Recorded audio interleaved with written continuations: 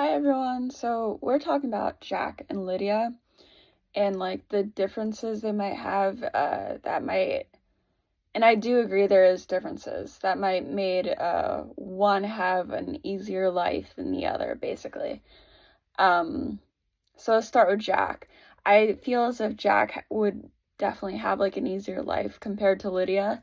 Um if you think about the fact that Jack is first of all white, Lydia is Latina, I think. Yeah. Um, so obviously like it would be easier for Jack just because of his background. Um like very and we talked about this like last week too. I remember we do about like if you remember our white privilege talk. Um like simple tasks that like a lot of stuff that even I don't think I think about like every day. Like, talking to a police officer or uh that stuff like you just don't even think about when you're white, and he wouldn't have to think about that. His parents are married, and I think I remember it saying like he got straight A's. He basically had his life like laid out for him. His parents like saved for his college like ever since he was a baby. He didn't have to pay for like any of it. I think there was more too. I think like he could spend his free times like during sports, and um he didn't really even need to work.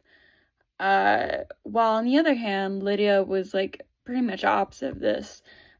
She was Latina, and she was going to a public school while Jack was going to a private school. She had a single mom who could only afford for the bills. The mom couldn't really afford to pay for other stuff. Uh, her school was like overcrowded, and there was like a low graduation rate, and there was like she also had to take care of her younger sibling too. So it was, and she also wanted to go to college, but she could not afford it, and she didn't really have any people to like help her with any of the college stuff. So it was like a struggle. It's basically like a struggle for Lydia. And so that brings me back to my point that Jack and Lydia never really had a fair shot at life, because some people have it easier than others, as we can see with Jack. And hard work definitely does matter, but it's pretty clear by reading both their circumstances that it's definitely not equal. And I feel like one thing that like affected me that's like out of my control is well, I gotta really think about that. I would say like hold on.